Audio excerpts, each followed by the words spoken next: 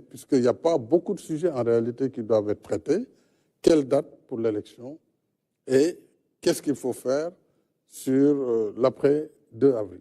Donc, c'est des sujets qui peuvent être simples si les gens mettent en avant l'intérêt supérieur de la nation, dès lors que la participation du président, sa prolongation à la tête du pays n'est plus en jeu, et ne l'a jamais été d'ailleurs.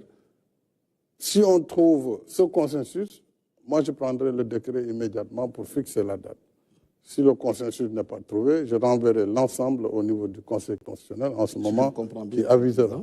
Si je comprends bien, le 2 avril, vous allez passer le pouvoir à votre successeur si la date a été retenue pour les élections présidentielles, pour la présidentielle. Il ne peut y avoir de successeur tant qu'il n'y a pas d'élection. Clairement, il faut qu'il y ait une élection, que le processus électoral arrive à terme et qu'on élise un président de la République, qu'il entre en fonction, c'est-à-dire qu'il prête serment devant le Conseil constitutionnel. En ce moment, il fait la passation. Mais ça, si c'est avant le 2, si on arrive à le faire avec des mécanismes qu'il faut trouver, parce qu'il y a quand même le code électoral, il y a un certain nombre de lois qui définissent des termes, il faut peut-être trouver le mécanisme de passer outre. En ce moment, oui, il serait possible que moi je passe le témoin au président élu, ou en tout cas, si le processus ne finit pas aussi et qu'il y a un second tour, le président élu prendra le témoin du président qui fera cette transition entre le 2 avril et la date de l'élection et l'installation du nouveau président. Parce que la contestation au niveau des... Contestation. Oui, juste une petite question pour préciser. La parole, elle est partagée, M. Alassane Samba Diop. Et comme on l'a dit aussi tout à l'heure lorsqu'on préparait l'émission, cette première série de questions est consacrée à la fin du mandat, le 2 avril. Qu'est-ce qui va se passer? M. Yakham, vous avez la parole. Merci, Racine Talla. Bonsoir, Monsieur le Président de la République. Bonsoir, Yakham. Monsieur le Président de la République, nous sommes le 22 février 2024. Au 2 avril, il se passera 40 jours d'ici là. Est-ce que pensez-vous, croyez-vous qu'il soit possible qu'en 40 jours, qu'on puisse organiser un dialogue, s'accorder sur quand et comment tenir la présidentielle pour qu'au lendemain du 2 avril, c'est-à-dire le 3 avril, qu'il n'y ait pas un vide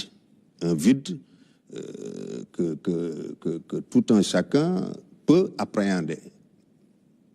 Vous savez, en ce moment précis, il ne m'appartient pas de dire voilà la date tant que les forces vives, et parmi ces forces vives, vous avez les candidats. Il y a plusieurs types de candidats. Nous avons la série des candidats déjà validés dans le processus antérieur, la série des candidats dits spoliés de leur parrainage qui ne sont pas d'accord et d'autres qui ont été éliminés. Ça, ce sont les premiers acteurs.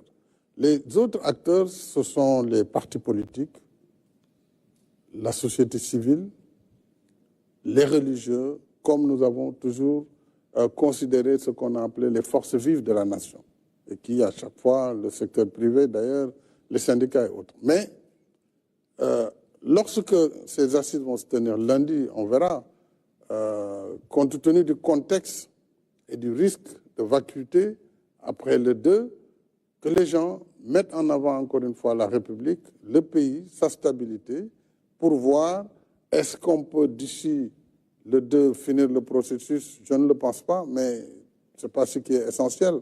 Mais pour le faire, par quels moyens il faut passer? Parce qu'il faudra passer par des raccourcis. Si on veut tenir absolument à faire l'élection avant le 2, il y a le code électoral qui fixe des délais. C'est la loi. Ce sont des délais légaux. Alors, tout cela nécessite justement ce dialogue. S'il y a un consensus au cours du dialogue, mais le consensus va prévaloir. En ce moment, on pourra passer outre les lois qui fixent les délais.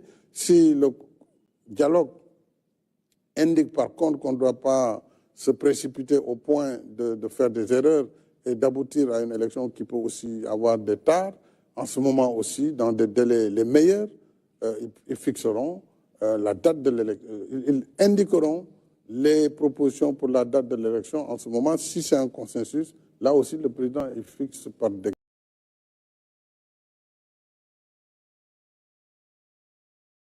rapidement. Je veux faire la dichotomie clairement entre l'élection et la fin du mandat. C'est deux choses liées, mais qui sont différentes.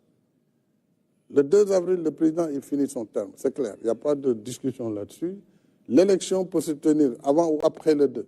Donc tout dépendra du consensus que le dialogue pourra fixer ou, à défaut de consensus, ce que l'arbitre constitutionnel décidera. M. Diallo, Sénéweb, Yaham, tout à l'heure, vous aurez une question pour la relance. Allez-y. Président, bonsoir. Bonsoir, M. Diallo. Si l'élection présidentielle se tient au-delà du 2 avril et que vous êtes toujours président de la République, vous avez évoqué tantôt l'article 36 de la Constitution qui dispose, entre autres, que le président doit rester en exercice en fonction jusqu'à l'arrivée de son successeur. Est-ce que vous allez démissionner ou est-ce que vous allez rester à l'écoute du Conseil constitutionnel et faire ce que la haute juridiction va préconiser? Ça, c'est la première question. La deuxième question, vous avez parlé de dialogue avec les candidats, les 19 candidats. D'accord.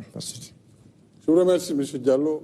Il ne peut y avoir de démission dès lors que je viens jusqu'au terme de ma mission. C'est clair, il n'y a pas de démission. Maintenant, encore une fois, à la fin de cette mission, dès lors que ce que dit la Constitution dans son article 32, deuxième alinéa, 36.2, 36, deuxième alinéa, ne fait pas l'unanimité, tout le monde n'a pas la même compréhension. Moi, je n'ai pas envie, pour tout ce que j'ai fait pour ce pays, comme effort pour le développement économique et social du Sénégal, ce que j'ai fait comme sacrifice pour mettre notre pays là où il est aujourd'hui, je ne veux pas être l'objet d'une polémique stérile par rapport à des ambitions qui ne sont pas les miennes.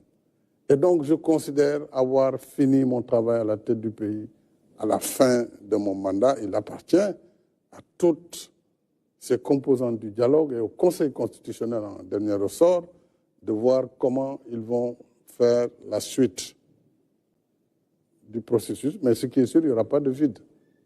On ne peut pas laisser un pays sans président, c'est évident. Donc, attendons ce dialogue et attendons la suite de ce dialogue.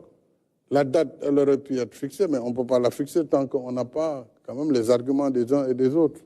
Donc, tout est lié et il faut juste patienter. C'est d'ici lundi, mardi, on aura vraiment une idée précise de la date et surtout de ce qui se fera après le 2. Une question sur le report. Oui, moi je pense que c'est suffisamment clair, mais je vous laisse une petite relance. Monsieur le Président, vous aviez pris la décision d'abroger le décret convoquant le corps électoral le 25 février, à l'origine des soupçons de corruption. Mais au même moment, vous avez renouvelé votre confiance au Premier ministre Amadou Ba, par ailleurs le candidat de Benno Bokk Yakaar, des accusations de corruption. Vous abrogez le décret convoquant le corps électoral, mais vous renouvelez en même temps votre confiance au Premier ministre qui est aussi accusé par le groupe parlementaire Liberté, Démocratie et Changement.